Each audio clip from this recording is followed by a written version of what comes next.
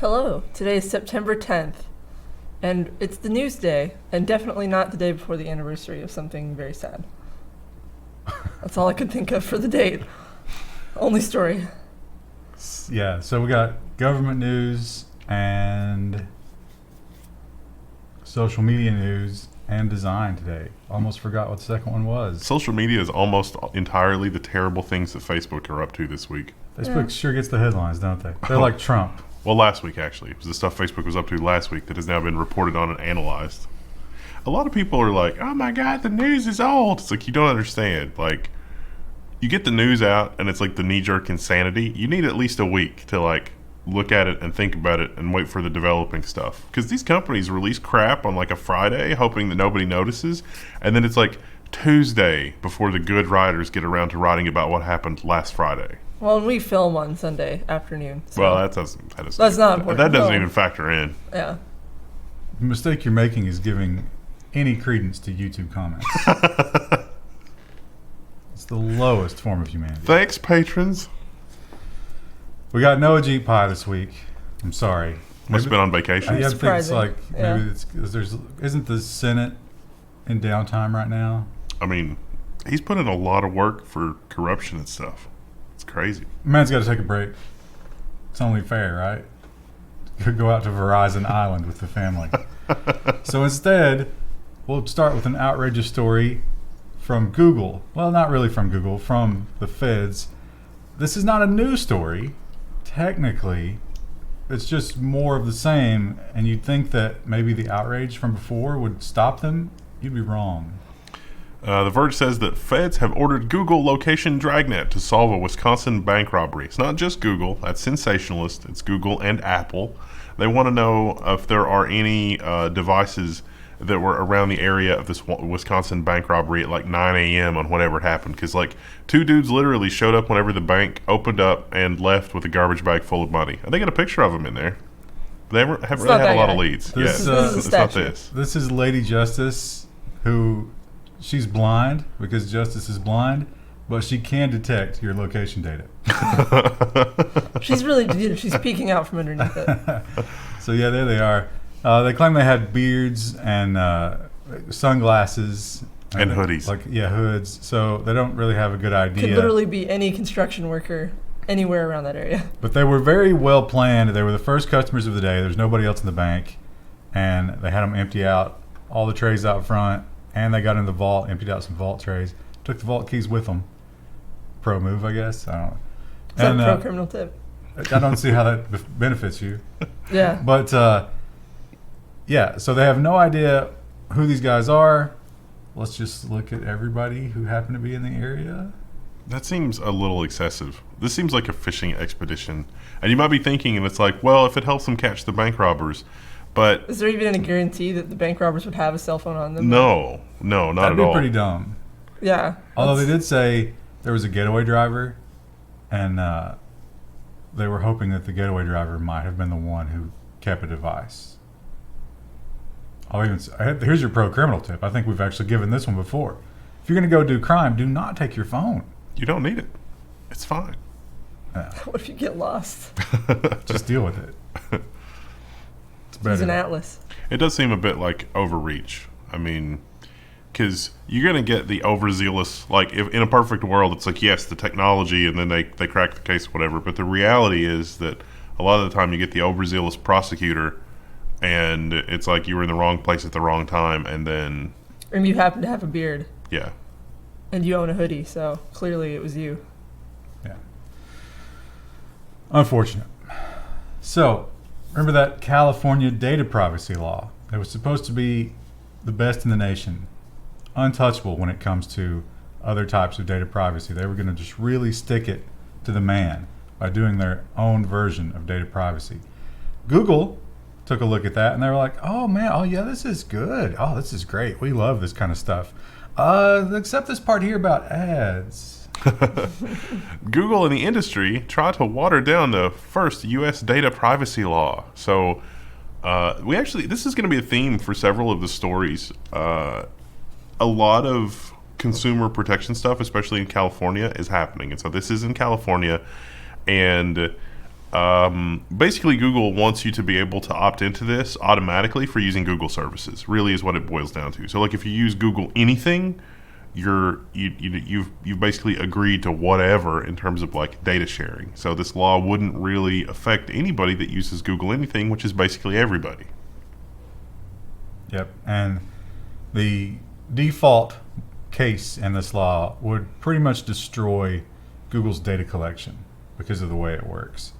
And Google's like, oh, let's just change some of this wording here, which a lot of people have weighed in on the proposed changes, and they're like, no, this completely, it's toothless after this. We can't do this. This is ridiculous. And yet, Google probably owns half of California.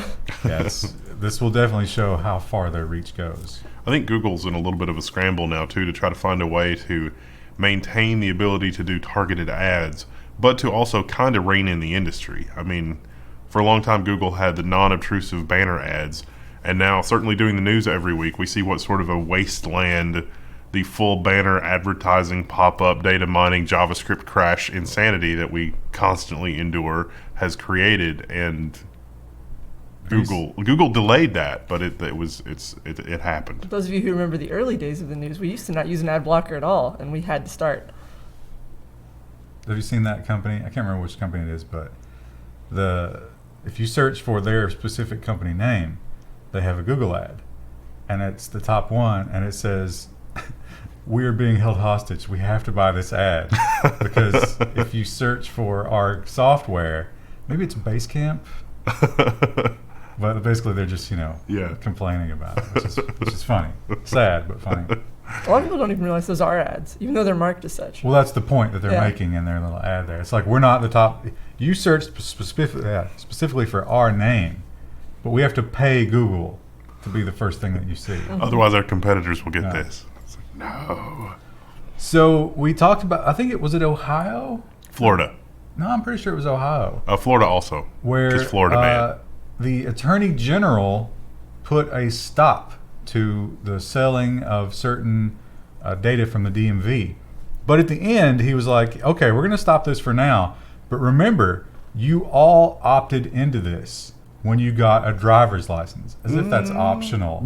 But we find out that it was not at all limited to Ohio. Motherboard says the DMVs are selling your data to private investigators. So if you read this article, it just gets more and more horrifying the farther that you go. Turns out a lot of DMVs and a lot of places are selling your data.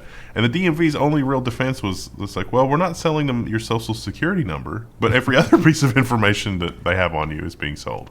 And so the way this law works, it turns out in 1994, some stalker, it got a woman's address through the DMV somehow, and then went and killed her. So they created the laws as like, oh, maybe we shouldn't do that. But the loophole is it's okay for private investigators. Some places private investigators are licensed, but not everywhere. I was going to say, how hard is it to become a private investigator? It's not hard. It depends on where you are, but I doubt it's that crazy anywhere. So they're definitely selling it to lots of different places, but how much red tape is there before you can just get somebody's DMV information? And I think Motherboard actually went out and went to a private investigator and just bought some DMV data, and they're like, this was real easy and cheap. Yeah. So you're saying the law doesn't really? It's like if you're a stalker, good news. You can just go to a private eye and be like, I need this person's data. Yeah, great news for the the basement dwellers of the world. Well, that was effective. So we talk about. I actually should have put these stories together.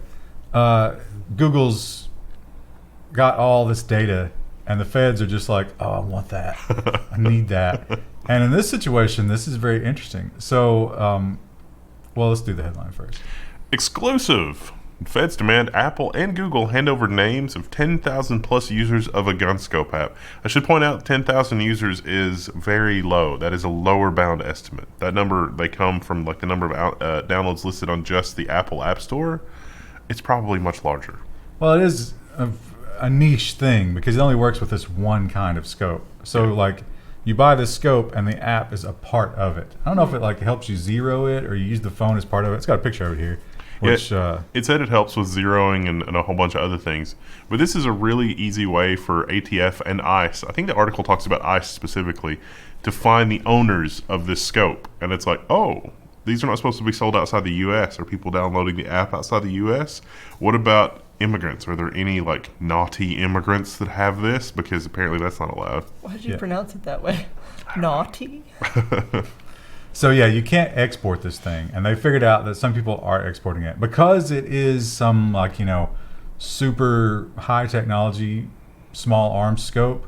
It's under some kind of treaty, and you can't export it. Well, somebody sold it. It wasn't the company that makes it, so they're not in any trouble. They sold some, and then those people exported it. AKA, they've already been investigated to the nth degree. Oh, absolutely. And so what the feds are saying is, well, you know what? Just give us everybody's info, and we'll go individually and look at where these apps are being used and figure out. That doesn't seem Orwellian at all. Yeah. That's why we don't want, gun registration, because Well, they'll make a nice little list. Google and Microsoft have the ability to just search your computer right now. Why don't we just order Google and Microsoft to deploy an update with the next round of updates for your devices that are going to search for all sorts of contraband? Don't give them ideas, Wendell. Oh, they already had that idea. They got a team working on that. Ron Wyden is a guy who regularly gets in the tech headlines. I think he has figured out that's a great little niche for him. I mean, he's a kind of a big lefty, but also kind of freedom guy. It's that weird Hey, it worked for Obama. dichotomy. I don't think Obama was anywhere on this guy's level, but he definitely understands tech, or seems to understand tech, or has somebody on his team who understands tech far more than all the other lawmakers. And he has a very incendiary statement about Mr. Zuckerberg. He says that Mark Zuckerberg should face the possibility of a prison term. He ought to be held personally accountable. And he's not talking about the transgressions or the security incidents of Facebook directly. He's talking about the fact that he believes that Zuckerberg constantly lies and misleads the public in terms of what Facebook is doing with the data, how it's structured, how it's designed to make money off of your personal information. He thinks that is the more egregious offense versus the data breach. Hard to disagree with, really. Now, he doesn't come right out and say exactly what kind of prison term we're talking about. I think he did that for the headline. Yeah. But he definitely does double down on it's no, we need to hold these people personally responsible for these kinds of things. And he's not wrong that Zuckerberg kind of is Facebook. Hey, they paid a $5 billion fine. I mean, that's enough, right? Can you imagine Zuckerberg in general population? I can't believe they got off with. I mean, it's $5 billion is just a drop in the bucket. I mean, that was whatever day that was. It was just I don't know. I mean, he would have just been oh, this is really terrible, and just laughing to himself as he's writing the check. I was imagining him in prison, and what if he did the hot or not service for the prisoners? That's what he should do. I don't think that would be welcome. I don't think the Aryan Brotherhood would respect that. Well, listen, they don't need to know. It's all anonymous. That's the key. If you have flown recently, you've enjoyed a litany of privacy invasion that you've had to go through. And it seems like the TSA loves to throw our tax dollars at new ways to remotely molest you with it. And this one is not necessarily for you. This is more for your baggage. Airport security 3D baggage scanners could end liquid restrictions. So this is first coming to Heathrow, I guess, in 2022. How about this headline? How did they go as the really, really brainstorm? How can we try to spin this in a positive? How can we make people think this is a good thing for them? I mean, it worked on me because I was like, oh, that would be kind of nice to be able to take a full bottle of shampoo. But then you think about it some more and it's oh. Yeah, so this basically gives them full vision into what's going on in your luggage. I don't even have to open it up, which I guess also is a convenience maybe, but... Is it?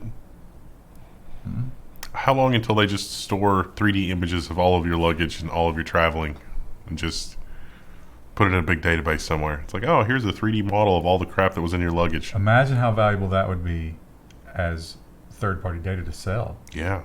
It's like, what do people fly with? Here's a list. Here's what to sell in the airport stores. Yeah, that would be huge. And they would definitely do that. T-Mobile and Boost, their subsidiary, they're really being looked at because of these mergers and stuff.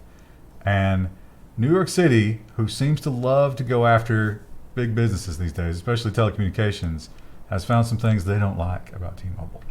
NYC is suing T-Mobile for allegedly selling used phones as new and using other shady tactics. So, New York City said that I can't separate this between T-Mobile and like the individual franchise owners. Like that was not clear from this. I think this was an overall policy because they talk about the advertising. In the advertising, it says 30-day refund. But there's a catch if you read the fine print. It's a 30-day refund unless you buy it in store. But they only sell phones in store. So, like, how is T-Mobile not aware of that? Yeah. And some of the used phones may have been people that returned those phones in the 30-day period, or phones that were factory refurbished, or phones that, like, the franchise owner just looked at and was like, this phone's in good enough shape. I'll just clean it up, wipe the grease off of it, put it back in the box. Ta-da! It's new. It's for the next customer that walks in. Was that wrong? Should we not have done that? Yeah. Not making excuses, but it's hard to imagine if this was a coordinated T-Mobile effort or just how things shake out when you're a T-Mobile franchise owner. It doesn't matter. If you chose those people to represent you, Yeah. then you should suffer the consequences, just like your children. Now, Krista, this might be important to you. Yeah, I actually read this article and I sat and thought about how I should feel about it, and then kind of missed out on some of the other articles in this section because I was just thinking about this one. How many times have you been in a national park and thought to yourself, man, I would love to do some e-biking right now? Almost never. E-bikes are now allowed in U.S. national parks for better or for worse. Electric bikes, you can now ride them on trails, which is the distinction here. I don't know how to feel about it. What was the one where they were hucking them into the canal? Was that? No, that was the lime scooters. Lime. I would love to go to the Grand Canyon and huck a lime into the Grand Canyon. Yeet. That would be negative for the flora and fauna of the Grand Canyon. It would be. What if you hit a snake? Bikes are pretty brutal on trails anyway, as are horses. Some people think that these might even be worse, but also they go faster. So yeah, they said the one limitation is there's a top end speed limit of 28 miles an hour. That's a lot for a bike. Well, and especially on like little trails and stuff, I feel like these are going to be a really big liability ultimately. But if you're, hiking along a trail having a good time, and a 28 mile per hour bike comes roaring past you, Exactly. that's annoying, I would think. That is, yeah, it's like the same people who also feel the need to play their music out loud on their headphones. And it's like, I came out here to get away from people and their crappy music. Please don't play it out loud. That's hilarious. That happens a lot?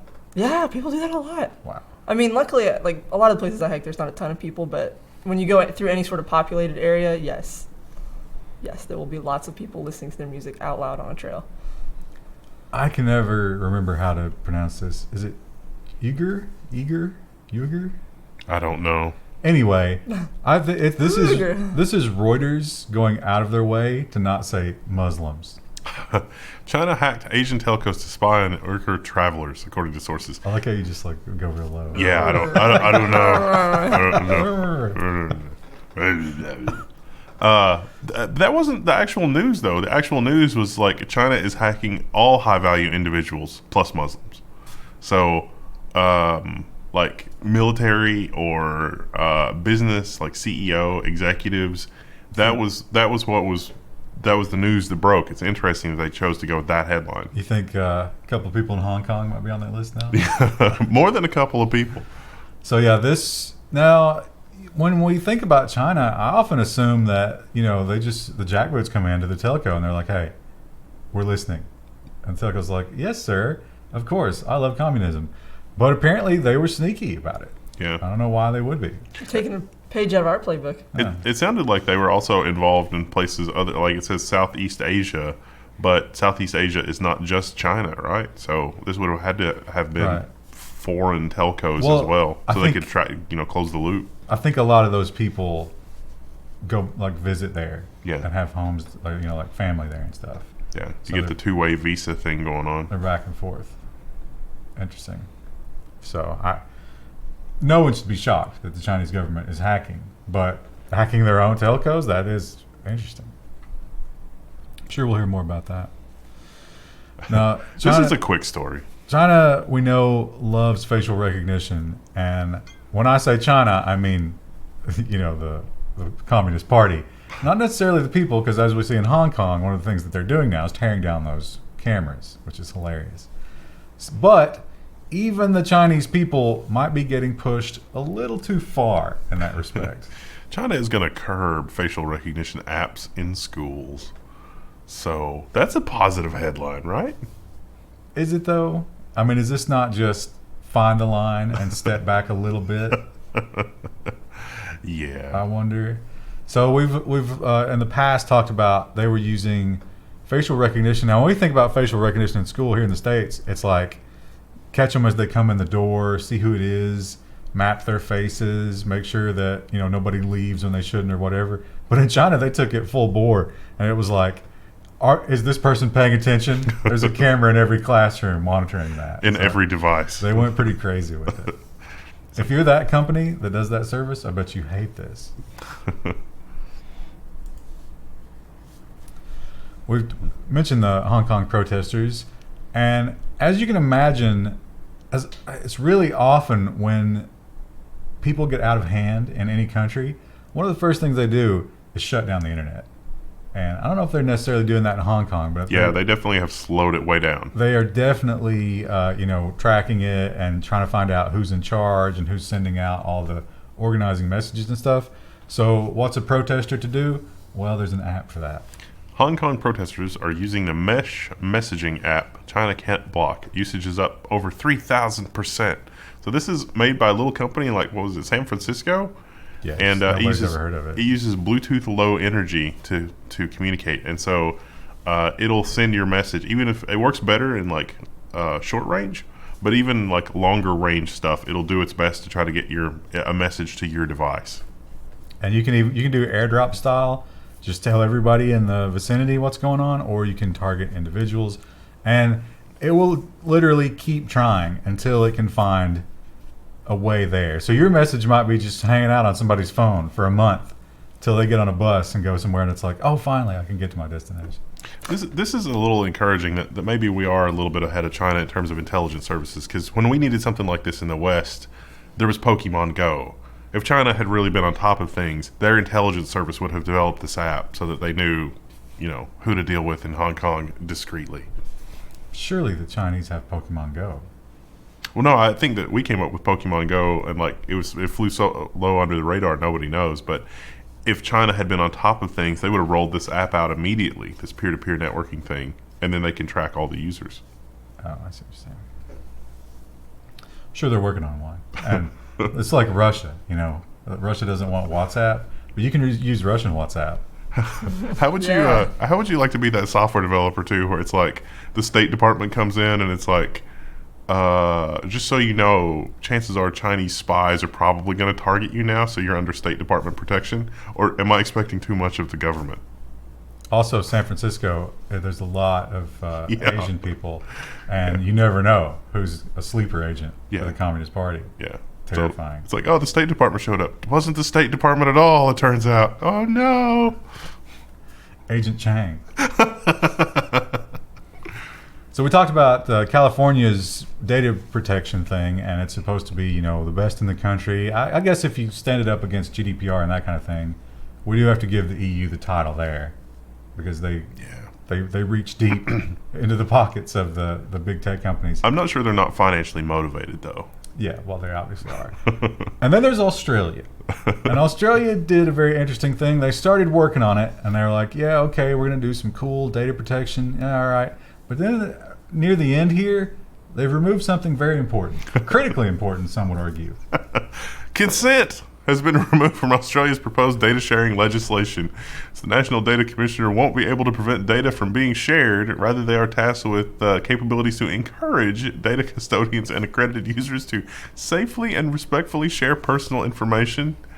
They get a sticker if they do it correctly. I humbly request, sir. Yeah, so they actually made the argument. They're like, you know what? If we let people make their own decisions here, all this data sharing stuff is not going to work. They're going to opt out.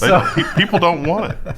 We need like, how does that always happen? It's like now there's data sharing by law. All must be shared. And it's like, what? This is like, the joke is that happens in communist Russia, not Australia.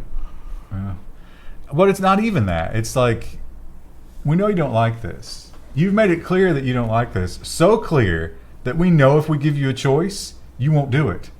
So we're going to make it so you're not allowed to say no to this. Have the politicians in Australia been convinced that their economy will collapse unless their citizenry is forced into sharing their data? Why would they do this? I think they're convinced that they'll default on their summer homes if they don't do what they're told. Unfortunate. Sad. And when it comes to government surveillance, you know, we've got China hacking the telcos, and we've got the NSA with their taps and all this crazy stuff and all this subterfuge. And South Africa's like, bros, why are you going to all this trouble? There's a real easy way to do this. South African government admits conducting mass surveillance on all communications.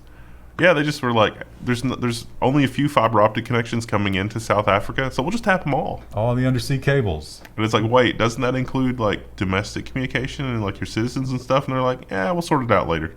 Yep, just collect everything. I mean, you got to admire their directness and honesty about it. Well, I don't think they admitted it. Somebody figured it out. There was some kind of investigation that got to the bottom of this. And hidden away in this article, the UK has been doing the same thing. Yeah. I don't know to what extent, but that's crazy. That's where they got their undersea fiber optic cable tapping equipment. So, good luck with that on your island nation, because that's literally everything. I mean, I guess there's some domestic stuff that doesn't make it to the undersea cable. But we still need specialized equipment to tap fiber optics. It really brings into perspective that whole thing about, it's like, should we let Google or Huawei build undersea cables? Because they might spy. It's not a matter of if they're going to spy. It's a matter of who. Like who you choose to spy on you. So switching to social media, first we need to talk about YouTube. Now this is very interesting because if you remember last week, I think it was last week, if not it was the week before, YouTube came out with this big headline about the commitment to openness. We have to let people say things that other people don't like because that makes us an open platform, and that's what we want to be. And then this week we get this headline. YouTube has removed 17,000 channels for hate speech. Also, one of the van life channels. Really? Yeah, they've been trying to get their channel back for like a month, and YouTube just won't respond. What was hate speech about van life? It was there's like this van life channel, and like one of their sub channels was like their kid making like that had his own channel or something, and they just removed it, and they won't comment on why they removed it. They don't have any idea what. Was it because it was a child? That might be unrelated. That might have gotten wrapped up around this time. They won't talk about it. Like they won't say why, and it had a lot of subscribers. Like a lot. So this seems to be mostly in league with the ADL. I think they just kind of let the ADL send them a list. Yeah. And there was a lot of white supremacist stuff. I'm sure there's plenty of that on YouTube. There's no secret there. But it's YouTube not being open after saying that they're going to be open. So they are deciding, somebody's deciding what crosses the line and what doesn't. Facebook had an interesting headline. A lot of different places had different headlines about this. Reuters leaves out the juicy part. Facebook brings face recognition to all users and discontinues tag suggestions. Tag suggestions was a thing that's been enabled forever, which is your friends post a picture, and then Facebook harasses your friends. It's like, is that so-and-so? And then it builds its data set. So what Reuters leaves out is that you will be opted into this facial recognition. You can opt out, but a lot of people are saying that they're not making it clear to everybody that you can opt out. Because why would they? Yeah, they love it. That's paging great. Ron Wyden, clean up on aisle 2. Yeah, that kind of my backs friends him can up. see that I put a picture of us up there. Yeah, so when you upload a picture, it will automatically use facial recognition to try to figure out who's in it and, do the auto tagging and stuff like that. Listen, the people in the YouTube comments need an easier way to creep on you. And if the metadata is added automatically, then you're going to show up in searches more easily. How hard is that to understand? Chris, to get those wedding pictures on Facebook immediately. I put a couple up. And that translates into more ad revenue for Facebook and more traffic. I mean, what's not to love? It turns out that human beings are fundamentally broken. And we have this... Film at 11. We have this sickness that makes us, seek validation in a variety of ways. And one of the ways that social media is destroying our mental health is by giving us that instant gratification, that like button, that follow button. Or the number of comments or any number of the other metrics on which the algorithm measures us and distributes our content to our subscribers. We need more views. Wendell has a little bit of that sickness. Just a little. He likes to look at the likes and the comments. So, more coffee. Instagram has, they're the spearhead here. They're actually, in some countries, removing the like button. So you don't know. If you're a thought, you don't know how many people liked your picture. And Facebook says maybe that's not a bad idea. Facebook says it may remove like counts. Yeah, Facebook could soon start hiding the like counter on newsfeed posts to protect users from envy and dissuade them from self-censorship. Womp womp. Now here's an interesting question. See if you can riddle me this. Why would you have the like button at all if you can't see it, other than to make sure that your web of spying on all websites continues to exist? Well, you can see what you liked, because originally that was like a bookmark thing. It was like, tag this and I'll deal with it later. But that's not what it is anymore. No, I guess there is a use case there.